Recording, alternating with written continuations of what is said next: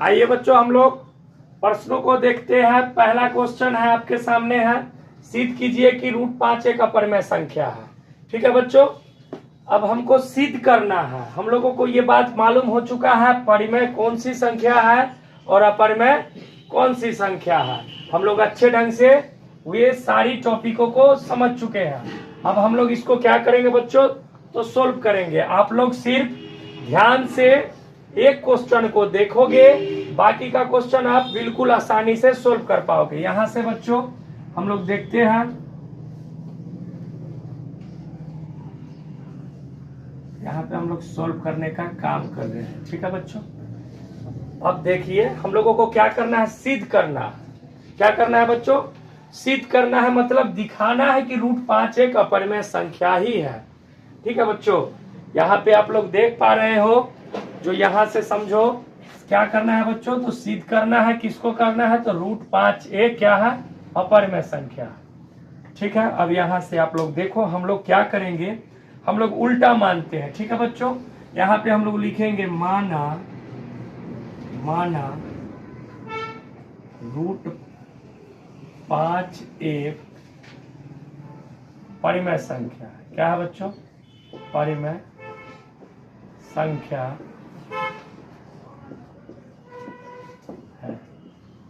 √5 एक परिमेय संख्या है। तो आपको पता है परिमेय संख्या क्या होता है बच्चों, तो परिमेय संख्या होता है P/Q। ठीक है बच्चों, P/Q, जहां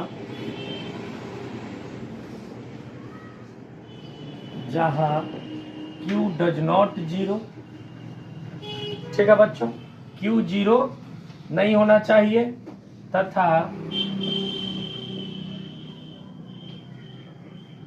या कॉमा दे के आप लोग लिख सकते हो यहाँ पे P और Q क्या होना चाहिए, P और Q बराबर पूर्णांक होना चाहिए।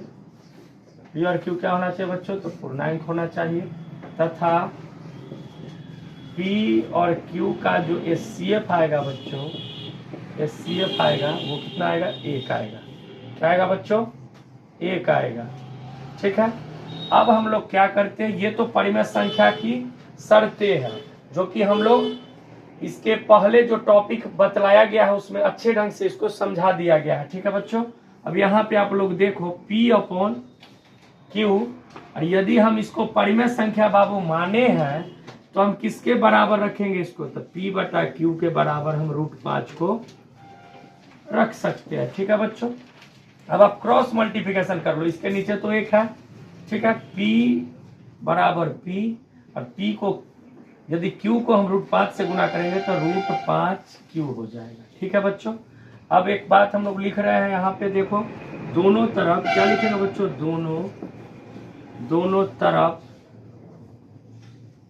दोनों तरफ वर्ग करने पर, क्या करने पर बच्चों, तो वर्ग करने पर, समझ रहे हो, दोनों तरफ क्या करने पे, तो वर्ग करने पे। मार्कर थोड़ा कम चल रहा है बाबू, अब बुल्लू का ही इस्तेमाल करना होगा। आप लोग देखो यहाँ पे, देखो हम दोनों तरफ वर्ग करेंगे तो बाबू हो जाएगा यहाँ पे P का स्क्वायर बराबर √5Q का स्क्वायर। ठीक है बच्चों, अब यहाँ से निकल के आएगा P स्क्वायर बराबर क्या हो जाएगा, 5 तो बाहर निकल जाएगा, स्क्वायर से रूट खत्म हो जाती है, और यहाँ पे क्या आ जाएगा, Q स्क्वायर। ठीक है बच्चों, अब हम लोग क्या करेंगे, यहाँ पे लिखेंगे चूंकि, क्या लिखेंगे बच्चों, ये चूंकि का साइन है, चूंकि P स्क्वायर 5 से विभाजित है,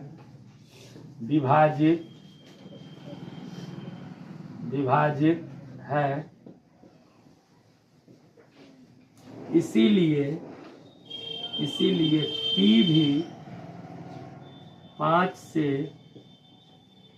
से विभाजित बच्चों होगा।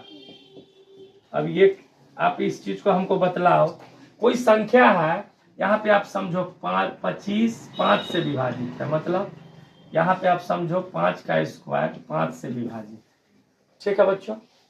तो 5, यदि हम 5 भी तो 5 से विभाजित होगा, 5 भी क्या होगा, 5 से विभाजित होगा। तो उसी प्रकार हम लिखे यहाँ पे देखो पी स्क्वायर 5 से विभाजित है, चूंकि ये तो गुना में है, भाग में आ जाएगा, 5 से विभाजित है, इसीलिए पी भी क्या होगा बच्चों, 5 से विभाजित होगा। हम फिर से मानेंगे, क्या मानेंगे बच्चों, यहाँ पे आप लोग थोड़ा सा देखो, फर्स्ट टाइम थोड़ा प्रॉब्लम होगा बच्चों इसको समझने में। 1-2 बार आप लोग यदि प्रैक्टिस करते हो इस चीज को समझ के तो बिल्कुल आसान है। और बिहार बोर्ड में प्रत्येक वर्ष इससे एक न एक क्वेश्चन आना तय है। रूट 5 तो कई बार पूछा गया है, ठीक है बच्चों। यहां से आप इसको समझो, यहां लिखेंगे पुनः मानना, पुनः मानना, ठीक है बच्चों। क्या किया है, पुनः माने, पुनः क्या माने बच्चों, तो पुनः माने है P बराबर, यहाँ पे क्या था, P था, तो P माने हैं, और 5 R मानो, M मानो, हम लोग R मान लेते हैं, ठीक है बच्चों। क्या माने हैं, P बराबर 5R, ठीक है बच्चों। अब यहाँ पे फिर से लिखते हैं दोनों तरफ वर्ग करने पर, दोनों तरफ आप वर्ग करोगे तो यहाँ पे पी स्क्वायर बराबर 5R स्क्वायर, ठीक है बच्चों। यहाँ देखो पी स्क्वायर बराबर 5 का स्क्वायर 25 बच्चों, R स्क्वायर का R स्क्वायर। यहाँ से आप क्या समझ पा रहे हो, सो बताओ। यहाँ पे देखो पी स्क्वायर का वैल्यू, इसको समीकरण नाम 1 दे देते हैं, ठीक है बच्चों। यहाँ पे हम क्या लिखेंगे, पी स्क्वायर के जगह पे बच्चों हम क्या लिख सकते हैं, 5Q स्क्वायर, ठीक है बच्चों, बराबर 25 R स्क्वायर, ठीक है। अब यहाँ से ये कट जाएगा बच्चों, ये तो यहाँ से कैंसिल हो जाएगी। यहाँ से आप देखो ये 5 से ये 25 कितना बार में, तो 5 बार में, ठीक है। ये समझना है, इसी के लिए हम लोग अब क्या लिखेंगे, Q स्क्वायर बराबर 5R स्क्वायर, ठीक है बच्चों। अब यहाँ से फिर से जो यहाँ लिखे थे हम लोग क्या लिखेंगे, चूंकि Q जो है बच्चों, Q 5 से विभाजित है, इसीलिए Q भी 5 से बच्चों क्या होगा, तो 5 से Q भी 5 से क्या होगा बच्चों, यहाँ पे देखो 5 से, देख पा रहे हैं, फिर से आप लोगों को अच्छे से दिखे बोल के लिख दे रहे हैं। यहाँ पे लिखा हुआ बच्चों Q 5 से विभाजित है, इसीलिए Q भी 5 से विभाजित होगा, ठीक है बच्चों, 5 से विभाजित होगा। अब बताओ यहाँ पे P भी 5 से विभाजित है, Q भी 5 से विभाजित है, तो P और Q का कॉमन तो 5 है।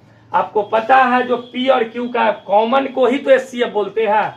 यहाँ से सो समझो, कॉमन को क्या बोला जाता है, तो एचसीएफ बोलते हैं, मौसा। तो यहाँ पे तो मौसा P और Q का क्या आ रहा है बच्चों, तो 5 आ रहा है। इसका मतलब है हम लोग यहाँ पे लिखेंगे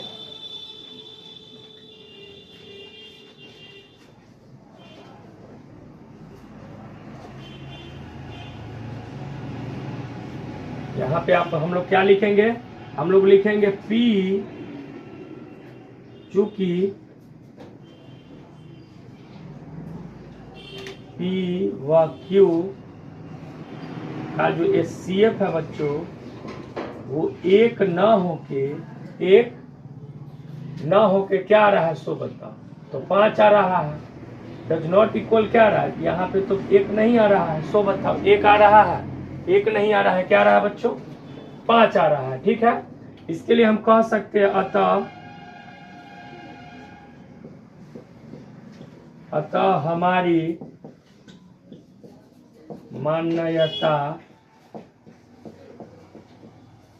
गलत है। रूट 5 एक अपरिमेय संख्या, अपरिमेय संख्या है। यहाँ पे आप समझो बात, यहाँ पे P और Q का HCF कितना रहा बच्चों? चूंकि P भी 5 से विभाजित है और Q भी 5 से विभाजित है, इसका मतलब है P और Q का HCF 5 आ रहा है, 1 नहीं आ रहा है। ठीक है बच्चों, ऐसे भी आप यहाँ से भी कह सकते थे कि ये तो पूर्णांक भी नहीं है।